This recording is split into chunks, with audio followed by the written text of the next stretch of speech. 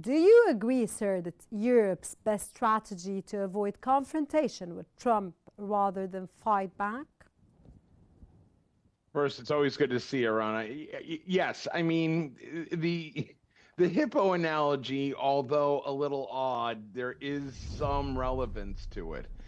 When as somebody who spent time in Africa and they warn you, look, hippos are dangerous. Even though they look cute and cuddly, they are more dangerous than you think. That's kind of what we have to look at the second Trump administration as right now. I the reality is that it is a situation where Donald Trump's foreign policy could change at any given moment. We've seen that in the past 24 hours just on Ukraine. Now, you start talking about economic policies when it comes to tariffs, when it comes to deals.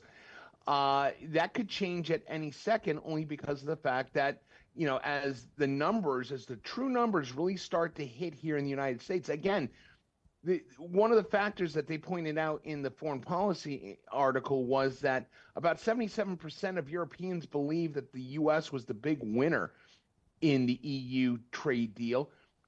And the reality is that's completely untrue. The big winner here is the EU. It unified them, it brought them together, and it gave them an ability to bring their collective buying power and go to other outlets and other options, i.e., BRICS and the SGO, or the SCO rather.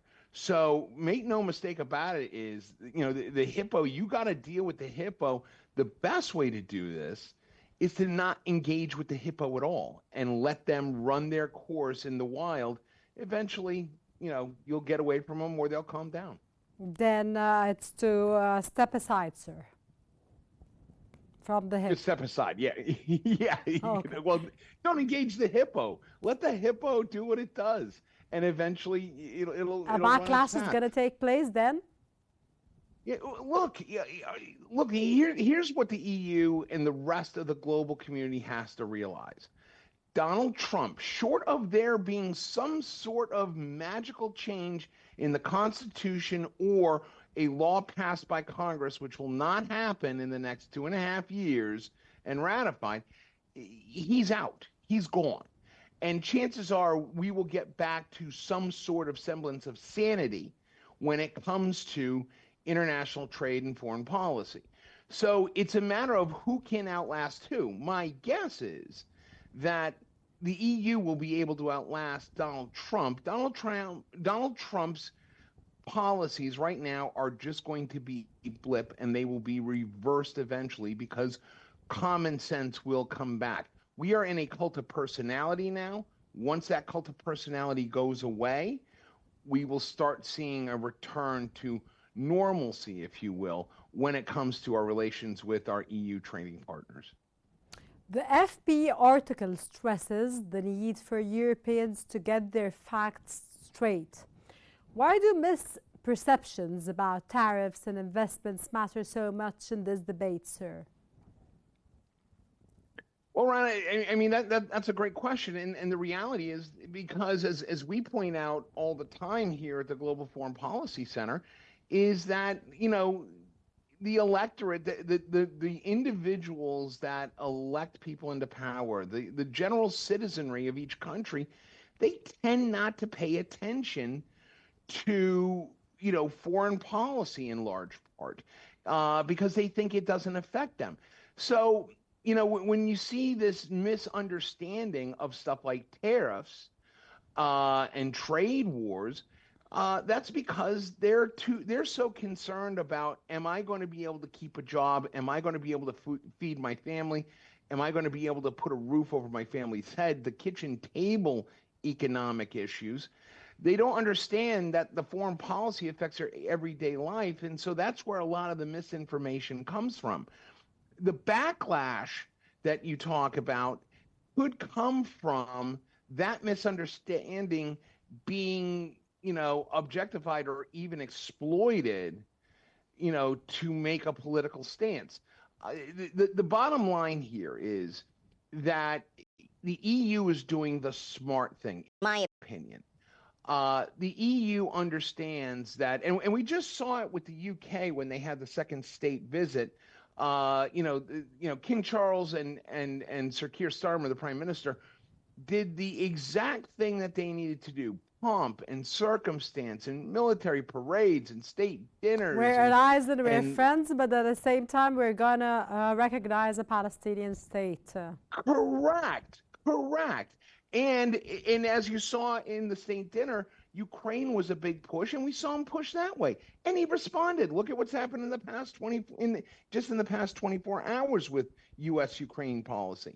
So again, I think the EU is starting to get smart. They're starting to get wise to how this plays out. And I think what's going to happen is, the hippo, although you can't contain the hippo, if you let the hippo run free range on the preserve, you can observe them from a distance without it being much danger to you. That's how I would take the hippo analogy and put it into real practical practice. Sir, if retaliation through tariffs is self-defeating, what alternative tools does Europe really have to respond to Trump? Oh, that's simple. Go deal with China. Go deal with India. Go deal with Brazil, South Africa. Go do other other emerging markets. You have markets like Malaysia, Indonesia. Those places absolutely provide a viable alternative to U.S. trade, and whether importing goods from there or exporting your goods through these trading partners, that happens all the time. It's just a matter of finding the right combination to make it work. That's why the U.S.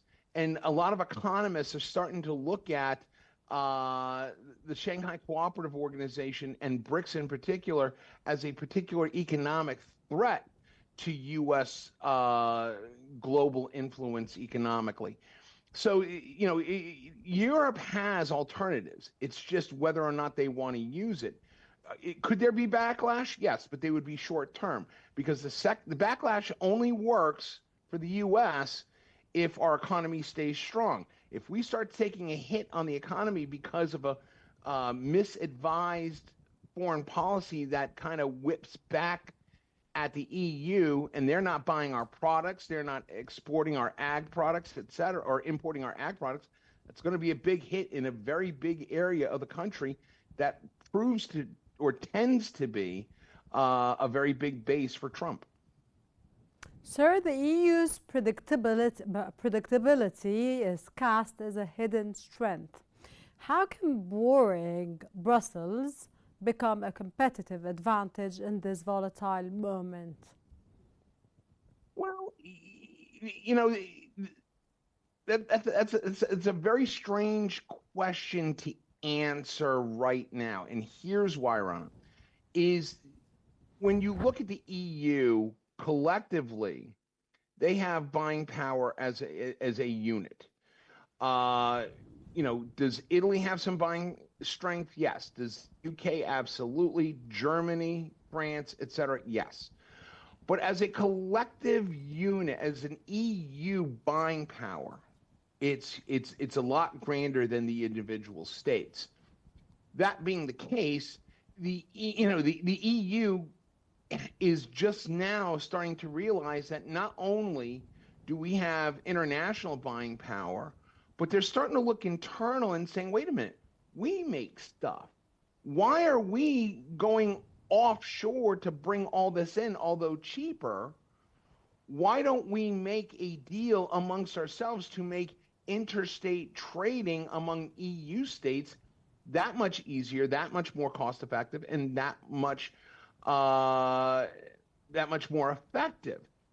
That being the case, you're also going to start seeing them being able to export possibly as a unit, and then be able to share in the wealth that they've tended done individually.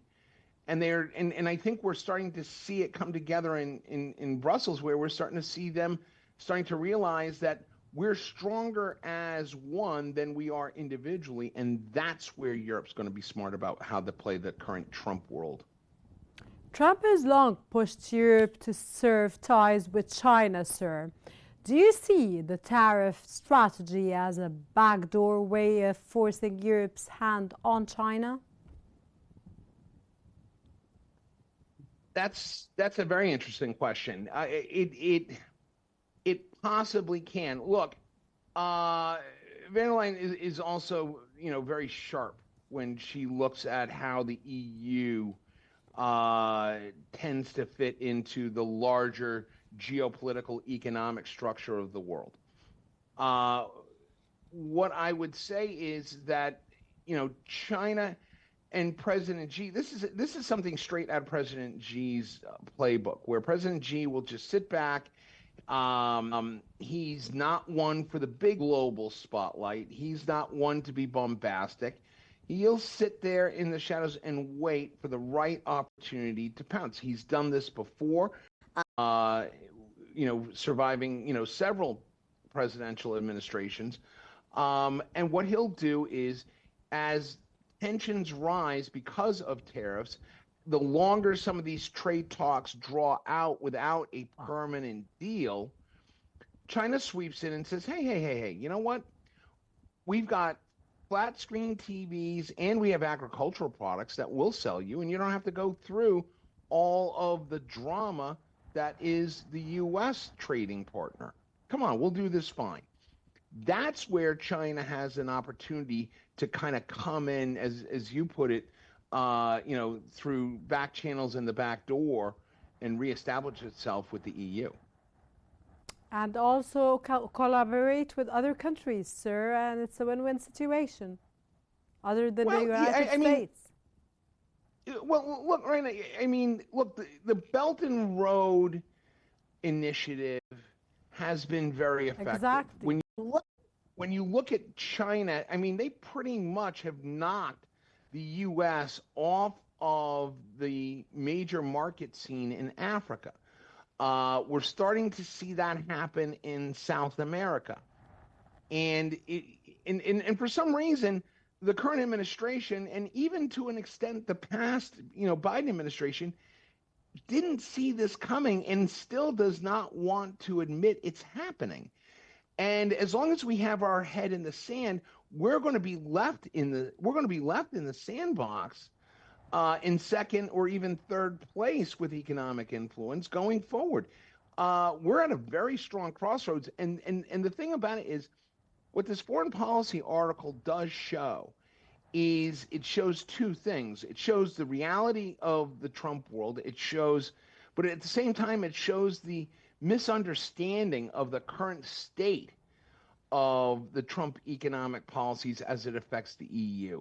And that points it out very well, and it should be, again, a wake-up call for, not just the EU, but for the rest of the world to get smart on how to deal with Trump if you want to maintain your relationship with Washington. Sir, beyond Trump, is Europe building the institutional resilience it needs to withstand U.S. unpredictability more generally? Yeah, I got to think about that one for a second. Look, we are in an age right now that we've never seen before. Even in the first Trump administration, we did not see this kind of, as you put it, unpredictability, what I would call volatility. We're in a very volatile said, sir, time. at the beginning, we did say at the beginning of the program, volatile situation. We did mention it's volatile. Correct. And that's a good point. But what I will Plus, say I is, just wanted to ask you, sir, I want you to answer this question, and I wanted to ask you, do you see, from your own perspective, Donald Trump, after what happened in the past 24 hours, and has changed his stance towards Ukraine again, suddenly, do you see him on stable grounds at this point? But answer my first kind of question, please. Okay, going back to the first question is, Yes, the instability that we're dealing with now. Can we find stable ground with Trump in the White House? I believe we can because at We some point, cannot. well, here's the thing: is I think we can, and here's why. You said you think you Particularly, can. I think we can find some stability in a Trump administration as it relates in the global geopolitical economic world. Here's why: is it's basically like a Jedi mind trick. If you get the Star Wars reference, it is basically the EU, and we saw it with the Brits, and we saw it when the NATO partners came over with Zelensky to the U.S. We saw it for good in those two instances, but we also saw it for bad when Putin came to Alaska. They all come over to Trump and they say, "Oh my gosh, you are so great," and "Oh my gosh, you are so smart, and you are a great historical man," and he buys and eats that up. And then what it does is then you put in your message of, you know what? In the case of Putin, he's like, I'm not going to start this war, and I'm not giving back the Donbass. And that's going to continue. And next thing you know is Trump's like, yeah, you know what? There's going to be a swap of land. Then you go to Britain, and they're like, oh my gosh, this is the great relationship. This is, so important, and you are such a great man, and look at what we do to receive you. And all of a sudden now we start seeing that, we're starting to see extended trade deals with Britain. We're starting to see a new positioning on Ukraine, and we're starting to see NATO taking a much bigger kind of portion of his mindset when it comes to foreign policy, and that's a good thing. So again, as long as we are seeing the the Jedi mind tricks being done by the EU, by our allied partners and our allied training partners involved, and we can offset, the dark side of the fourth, the Darth Vader side, i.e., President Xi and President Putin. As long as we see that, I think we can, over time, it's not going to happen overnight, but over time, create some stability.